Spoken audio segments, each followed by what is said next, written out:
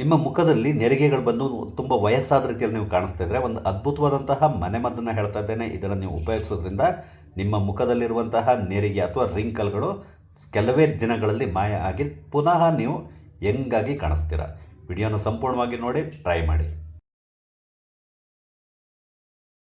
ನಮಸ್ಕಾರ ಎಲ್ರಿಗೂ, ಅಮ್ಮಿಸ್ ಲೈಫ್ ಸ್ಟೈಲ್ಗೆ ಸ್ವಾಗತ. ಸಾಮಾನ್ಯವಾಗಿ ಏನಾಗ್ತದೆ ಅಂದರೆ ನಮ್ಗೆ ಸ್ವಲ್ಪ ಏಜ್ ಆಗ್ತಾ ಇದ್ದ ಹಾಗೆ ಕೈಯಲ್ಲಿ ಸುಕ್ಕುಗಳು ಪ್ರಾರಂಭ ಆಗ್ತದೆ, ಹಾಗೆಯೇ ಮುಖದಲ್ಲಿ ಕೂಡ ಅಷ್ಟೇ ನೆರಿಗೆ ಬರಲಿ ಪ್ರಾರಂಭ ಆಗ್ತದೆ.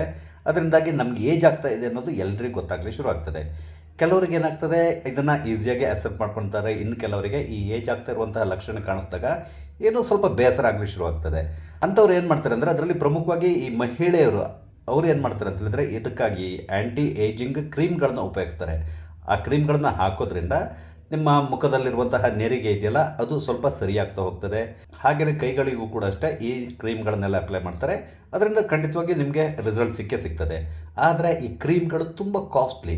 ಇವತ್ತು ನಾನು ನಿಮಗೆ ಈ ರೀತಿಯಾದಂಥ ಕ್ರೀಮ್ಗಳನ್ನು ಉಪಯೋಗಿಸೋದಕ್ಕೆ ಬದಲಾಗಿ ಮನೆಯಲ್ಲೇ ಒಂದು ಆ್ಯಂಟಿ ಏಜಿಂಗ್ ಅಥವಾ ಆ್ಯಂಟಿ ರಿಂಕಲ್ ಸೊಲ್ಯೂಷನ್ನ ಮಾಡ್ಕೊಳ್ಳೋದು ಹೇಗೆ ಅಂತಕೊಂಡು ಹೇಳ್ತಾ ಇದ್ದೇನೆ. ಇದನ್ನು ನೀವು ಉಪಯೋಗಿಸೋದ್ರಿಂದ ನಿಮ್ಮ ಮುಖದಲ್ಲಿರುವಂತಹ ನೆರಿಗೆ ಇರ್ಬೋದು ಅಥವಾ ನಿಮ್ಮ ಕೈಗಳಲ್ಲಿ ಕಾಲುಗಳಲ್ಲಿರುವಂತಹ ನೆರಿಗೆ ಇರ್ಬೋದು, ಅದನ್ನು ನೀವು ನಿವಾರಿಸ್ಬೋದು. ನೀವು ಪುನಃ ಯಂಗಾಗಿ ಕಾಣಲಿಕ್ಕೆ ಇದರಿಂದ ಸಾಧ್ಯ ಆಗ್ತದೆ. ಇದನ್ನು ಮಾಡೋದು ತುಂಬ ಸುಲಭ. ನೀವು ಕೆಲವು ದಿನ ಇದನ್ನು ಉಪಯೋಗಿಸಿದರೆ ರಿಸಲ್ಟ್ ಖಂಡಿತವಾಗಿ ನಿಮ್ಗೆ ಸಿಗ್ತದೆ. ಇದು ಒಬ್ಬರು ಡಾಕ್ಟರ್ ಹೇಳಿರುವಂತಹದ್ದನ್ನು ನಾನು ನಿಮ್ಮ ಜೊತೆ ಶೇರ್ ಮಾಡ್ಕೋತಾ ಇದ್ದೇನೆ. ಇದಕ್ಕೆ ಬೇಕಾಗಿರುವಂಥ ಇಂಗ್ರೀಡಿಯೆಂಟ್ಸ್ ಹೇಳ್ತೇನೆ ನೋಡಿ. ನಿಮಗೆ ಗ್ಲಿಸರಿನ್ ಬೇಕಾಗ್ತದೆ. ಗ್ಲಿಸರಿನ್ ಸಾಮಾನ್ಯವಾಗಿ ನಿಮಗೆ ಎಲ್ಲ ಮೆಡಿಕಲ್ ಶಾಪ್ಗಳಲ್ಲೂ ಸಿಗ್ತದೆ, ತುಂಬ ಸುಲಭವಾಗಿ ಸಿಗ್ತದೆ, ಕಾಸ್ಟ್ಲಿ ಕೂಡ ಅಲ್ಲ. ಹಾಗೆಯೇ ಇನ್ನೊಂದು ನಮ್ಗೆ ಬೇಕಾಗಿರುವಂತಹದ್ದು ಲಿಂಬೆಹಣ್ಣು.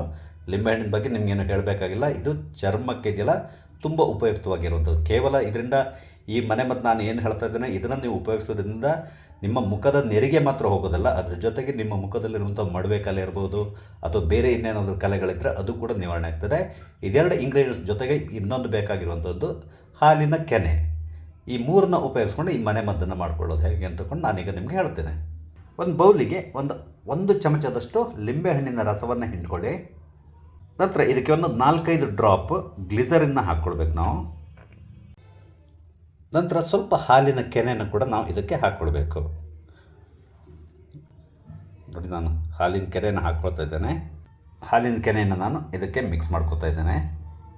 ನೀವು ಫ್ರೆಶ್ ಹಾಲಿನ ಕೆನೆ ಹಾಕ್ಕೊಂಡ್ರೆ ತುಂಬ ಒಳ್ಳೆಯದು. ನಂತರ ಇದನ್ನು ಚೆನ್ನಾಗಿ ನಾವು ಮಿಕ್ಸ್ ಮಾಡ್ಕೋಬೇಕು. ಹಾಲಿನ ಕೆನೆ ಸರಿಯಾಗಿ ಇದರಲ್ಲಿ ಮಿಕ್ಸ್ ಆಗಬೇಕು. ಹಾಗೆಯೇ ಗ್ಲಿಸರಿನ್ ಕೂಡ ಅಷ್ಟೇ ಸರಿಯಾಗಿ ಮಿಕ್ಸ್ ಆಗಬೇಕು. ಚೆನ್ನಾಗಿ ಮಿಕ್ಸ್ ಮಾಡಿಕೊಳ್ಳಿ. ನೋಡಿ, ಚೆನ್ನಾಗಿ ಆದಷ್ಟು ಈ ಒಂದು ರೀತಿ ಲೋಷನ್ ಟೈಪ್ ಆಗಬೇಕು, ಅಲ್ಲಿವರೆಗೆ ನಾವು ಇದನ್ನು ಮಿಕ್ಸ್ ಮಾಡ್ಕೋಬೇಕು.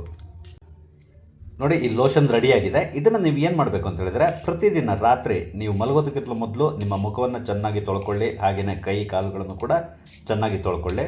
ನಂತರ ಇದನ್ನು ನೀವು ಮುಖಕ್ಕೆ ಚೆನ್ನಾಗಿ ಹಚ್ಚಬೇಕು. ಹಚ್ಚಿ ಸ್ವಲ್ಪ ಮಸಾಜ್ ಮಾಡಬೇಕು. ಮಸಾಜ್ ಮಾಡಿ ನಂತರ ಹಾಗೆ ಬಿಟ್ಬಿಡಬೇಕು, ಯಾಕಂದರೆ ತೊಳಿಬಾರ್ದು. ನೈಟೆಲ್ಲ ಅದೇ ಥರ ಇರಬೇಕು. ಇವನ್ ನೀವು ನಿಮ್ಮ ಕೈಗಳಿಗೆ ಕೂಡ ಹಚ್ಕೊಳ್ಬೋದು, ಹಾಗೆಯೇ ಕಾಲುಗಳಿಗೂ ಕೂಡ ಹಚ್ಕೊಳ್ಬೋದು. ನಂತರ ಇದನ್ನು ರಾತ್ರಿಯೆಲ್ಲ ಬಿಟ್ಟು ಬೆಳಿಗ್ಗೆ ಎದ್ದ ಮೇಲೆ ನೀವು ಇದನ್ನು ಪ್ಲೇನ್ ವಾಟ್ರಲ್ಲಿ ತೊಳ್ಕೊಬೇಕು. ತಣ್ಣೀರಿನಲ್ಲಿ ನೀವು ಮುಖವನ್ನು ತೊಳಿರಿ. ನೀವು ಯಾವುದೇ ಸೋಪನ್ನು ಉಪಯೋಗಿಸ್ಬೇಡಿ. ಅದಕ್ಕೆ ಬದಲಾಗಿ ಕಡಲೆ ಹಿಟ್ಟು ಇರ್ತದಲ್ಲ, ಕಡಲೆ ಹಿಟ್ಟಿನಿಂದ ಮುಖ ಮತ್ತು ಕೈಕಾಲುಗಳನ್ನು ತೊಳಿರಿ. ನಿಮಗೆ ಅದ್ಭುತವಾದಂಥ ರಿಸಲ್ಟ್ ಕೆಲವೇ ದಿನಗಳಲ್ಲಿ ಸಿಗ್ತದೆ. ನಿಮ್ಮ ಮುಖದಲ್ಲಿರುವಂತಹ ಈ ರಿಂಕಲ್ಸ್ ಏನಿದೆ ಅದು ಸಂಪೂರ್ಣವಾಗಿ ಮಾಯ ಆಗ್ತದೆ. ಅದೇ ರೀತಿಯಲ್ಲಿ ನಿಮ್ಮ ಕೈಗಳಲ್ಲಿರುವಂತಹ ನೆರಿಗೆ ಕೂಡ ಕೆಲವೇ ದಿನಗಳಲ್ಲಿ ಮಾಯ ಆಗಲಿ ಶುರುವಾಗ್ತದೆ. ನೀವು ತುಂಬ ಯಂಗಾಗಿ ಕಾಣಿಸ್ಕೊಳ್ಳಿಕ್ಕೆ ಶುರುವಾಗ್ತೀರಾ. ಇದು ಒಂದು ರೀತಿ ಆ್ಯಂಟಿ ಏಜಿಂಗ್ ಕ್ರೀಮ್ ಅಂತ ಕೂಡ ಹೇಳ್ಬೋದು, ಅಥವಾ ಆ್ಯಂಟಿ ರಿಂಕಲ್ ಕ್ರೀಮ್ ಅಂತ ಕೂಡ ಹೇಳ್ಬೋದು. ಇದನ್ನು ಯಾರು ಬೇಕಾದರೂ ಉಪಯೋಗಿಸ್ಬೋದು, ಏನೂ ಸಮಸ್ಯೆ ಇಲ್ಲ. ನಿಮಗೆ ಯಾವುದೇ ರೀತಿಯಂಥ ಸ್ಕಿನ್ ಸಮಸ್ಯೆ ಕೂಡ ಇದರಿಂದ ಉಂಟಾಗೋದಿಲ್ಲ. ಹಾಗೆಯೇ ನೀವು ಈ ರೀತಿಯ ಕ್ರೀಮನ್ನು ರೆಡಿ ಮಾಡಿ ಫ್ರಿಜ್ಜಲ್ಲಿ ಇಟ್ಕೊಂಡು ಬೇಕಿದ್ದರೂ ಉಪಯೋಗಿಸ್ಬೋದು. ಯಾಕಂದರೆ ಇದು ತಕ್ಷಣ ಹಾಳಾಗೋದಿಲ್ಲ. ಫ್ರಿಜ್ಜಲ್ಲಿ ಇಟ್ಟರೆ ಹಾಳಾಗೋಲ್ಲ, ಹೊರಗಡೆ ಇಟ್ಟರೆ ಸ್ಮೆಲ್ ಬರ್ಬೋದು. ಹಾಗಾಗಿ ಫ್ರಿಜ್ಜಲ್ಲಿಟ್ಟು ಇದು ಖಾಲಿ ಹೋಗೋರು ಯೂಸ್ ಮಾಡಿ, ಮತ್ತು ಬೇಕಾದಾಗ ನೀವು ಮಾಡ್ಕೋಬೋದು. ಮಾಡ್ಕೊಳ್ಳೋದಂತೂ ತುಂಬ ಸುಲಭ. ನೋಡಿದ್ರಲ್ಲ, ಆ್ಯಂಟಿ ಏಜಿಂಗ್ ಅಥವಾ ಆ್ಯಂಟಿ ರಿಂಕಲ್ ಸೊಲ್ಯೂಷನ್ನ ಮಾಡ್ಕೊಳ್ಳೋದು ಹೇಗೆ ಅಂತ ಹೇಳಿದ್ದೇನೆ. ನಿಮಗೆ ನನ್ನ ಈ ವಿಡಿಯೋ ಇಷ್ಟ ಆದರೆ ದಯವಿಟ್ಟು ಲೈಕ್ ಮಾಡಿ, ಶೇರ್ ಮಾಡಿ. ಹಾಗೆಯೇ ಇಲ್ಲಿವರೆಗೆ ನೀವು ನನ್ನ ಚಾನಲ್ ಸಬ್ಸ್ಕ್ರೈಬ್ ಮಾಡಿಲ್ಲ ಅಂದರೆ ದಯವಿಟ್ಟು ಸಬ್ಸ್ಕ್ರೈಬ್ ಮಾಡಿ. ನಾನು ಹಾಕುವಂಥ ಎಲ್ಲ ವಿಡಿಯೋಗಳನ್ನು ನೋಡಿ ನನಗೆ ಸಪೋರ್ಟ್ ಮಾಡಿ. Thank you.